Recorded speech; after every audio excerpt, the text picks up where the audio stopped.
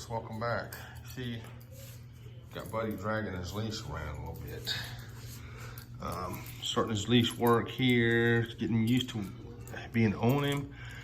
Put his collar on about 2 days ago, and he's still getting used to it. Stops and scratches every once in a while.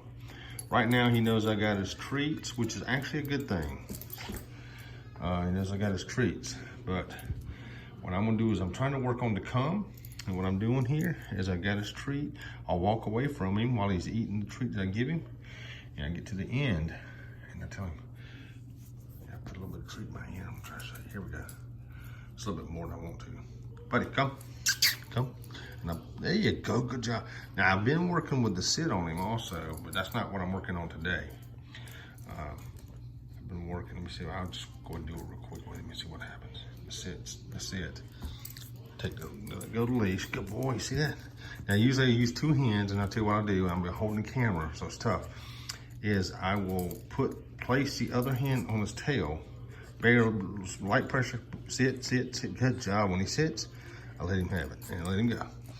And I press a little bit of pressure on his back, not much, because you don't want to put a lot of pressure on those hindquarters over time, especially as a puppy. He's still developing, right? But just a little pressure to get him to think about his rear end. Sit, good job. And all I want, he doesn't understand the word sit. Let's only pretend that he understands the sit, right? But he understands that when I give him a treat and I hesitate feeding it to him, delivering it, that he sits like that. Hey, good job. You of course got to praise him every once in a while. But that's not what I'm working on today. I'm working on the leash, basically letting him get used to the leash and using it as a tool to bump him to come to me. Just a light pressure, nothing major, just so he can get used to it. So when we start walking, so he can get used to it. So he knows I got his treat, but I will give him a treat. Let's see if I can do it on camera. I'm doing this one-handed, folks, it's tough. So I'll give him a little bit of a treat and I'm gonna walk away. Well, and the hard part of this is him not getting tangled up in it. Hey, so let's set it down here on the floor, on the hardwood floor. There you go. Hey, it's right here, buddy. You missed it. Right there. Right there. Right there. Right there. Right there. Right there. There you go. Come, buddy. Come.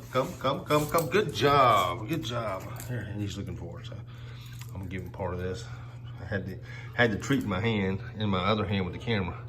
So that's what I'm doing. I'll walk away when I lose his attention. And I'm trying, for the sake of the camera, I'm trying to mimic what I'm doing here. But what I do is I walk away, let him lose attention off me. Let's see if we can do it real quick. And he knows I got the treats now. He's gonna follow me, which is okay. But I'll walk away, let him lose interest, grab his leash, and I try not to put any pressure on it. Good boy, sit. Come here. Sit. Good job. Sit. That's a good boy.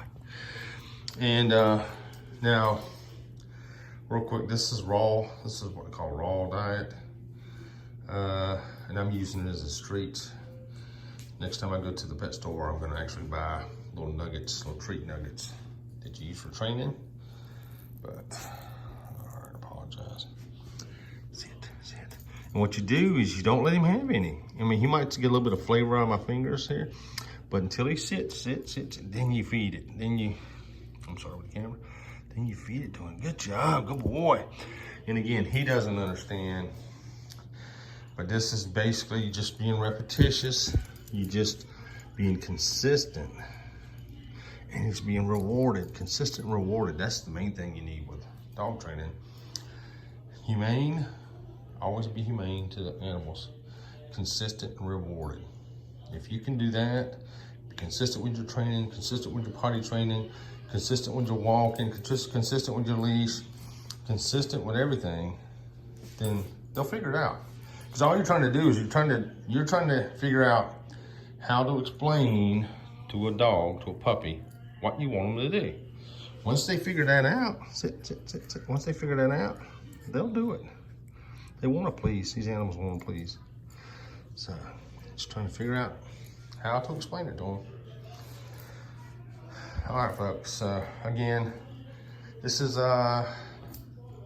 it's like day. Let's see, day 4. Technically, day 4. I could put them on Friday. I'm a Saturday. So day 4. It's day 4 with Buddy. Let's talk about his crate training real quick before I sign off here. Last night, put him in this crate. I actually put him in this crate 2 hours ago. It was really quiet. But put him in the crate last night for the first probably 3 or 4 hours. He was very quiet. He was tired. Josh came in and went right by his box. He still didn't say anything, didn't bark or anything. About 4 hours in, 3 hours in, he probably about 3 or 4 in the morning, he got vocal and started barking and whining, and he did it off and on until we got up this morning.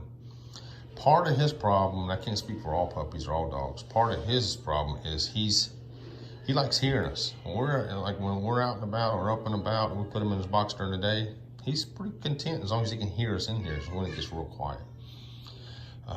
But he's starting to get used to it.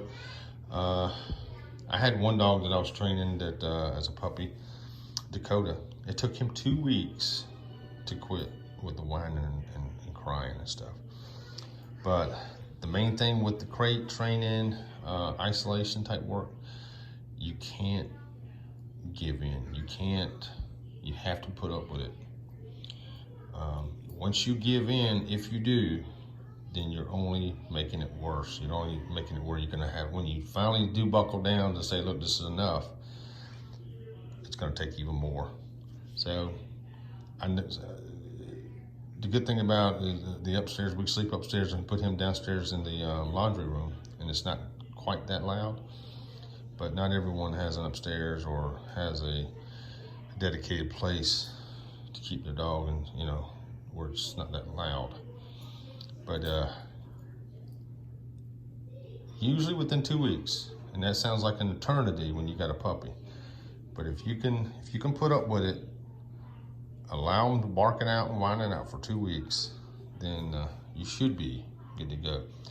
But if you give in and you go in there and tell them to hush, or you go in there and tell them no, or you go in there and show them any attention while they're whining, then all you do is reinforce that bad behavior, whether you think so or not.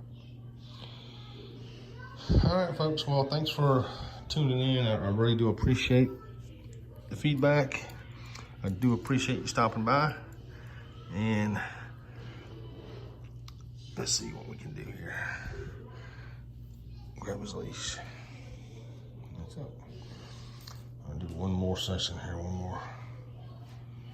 Buddy, come. Good boy. Good boy. And the main thing with that is he's just ignoring the lead as far as dragging it around the house.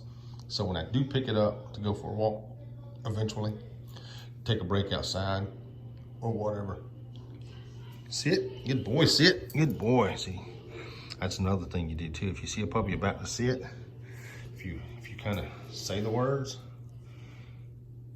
kind of imprint them.